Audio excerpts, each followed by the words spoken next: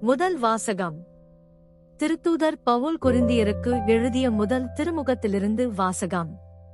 2:10 முதல் 16 வரை.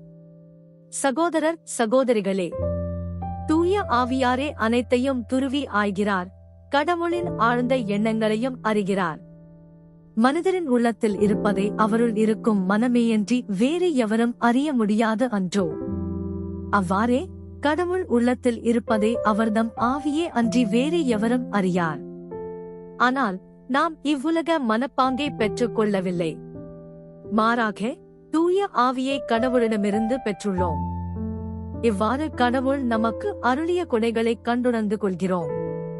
ஆவிக்குரியவர்களுக்கு ஆவிக்கு உரியவற்றைப் பற்றி விளக்கிக் கூறும்போது நாங்கள் மனித ஞானத்தால் கற்றுக்கொண்ட சொற்களை பேசுவதில்லை, மாறாக தூய ஆவியார் கற்றுத்தரும் சொற்களையே பேசுகிறோம்.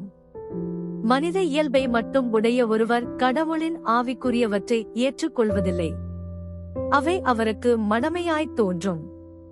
அவற்றை அவரால் அறிந்து கொள்ளவும் முடியாது. ஏனெனில் அவற்றை தூய ஆவியின் துணை கொண்டே ஆய்ந்துணர முடியும். ஆவிக்குரியவரோ அனைத்தையும் ஆய்ந்துணர்வார். எவரும் அவரை ஆய்வுக்கு உட்படுத்த முடியாது. ஆண்டவருடைய மனத்தை அறிபவர் யார்? அவருக்கு அறிவுரை கூறுபவர் யார்? நாமோ கிறிஸ்துவின் மனத்தை கொண்டுள்ளோம். ஆண்டவரின் அருள்வாக்கு.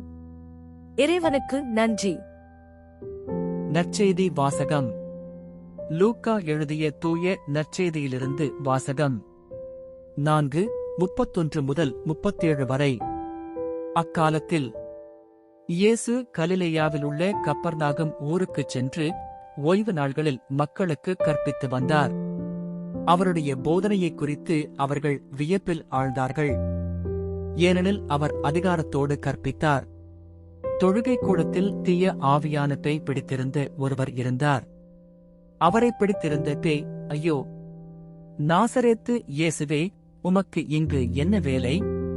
எங்களை ஒழித்துவிடவா வந்தீர்? நீர் யார் என எனக்கு தெரியும்.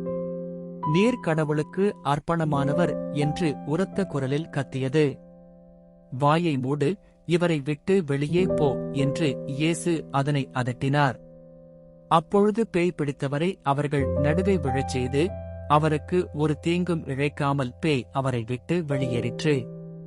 எல்லாரும் திகைப்படைந்து, எப்படி பேசுகிறார் பாருங்கள், அதிகாரத்தோடும் வல்லமையோடும் தீய ஆவிகளுக்கு கட்டளையிடுகிறார், அவையும் போய்விடுகின்றனவே என்று ஒருவரோடு ஒருவர் பேசிக் கொண்டனர். அவரைப் பற்றிய பேச்சு சுற்றுப்புறமெங்கும் பரவியது. ஆண்டவரின் அருள்வாக்கு. கிறிஸ்துவே உமக்கு புகழ்.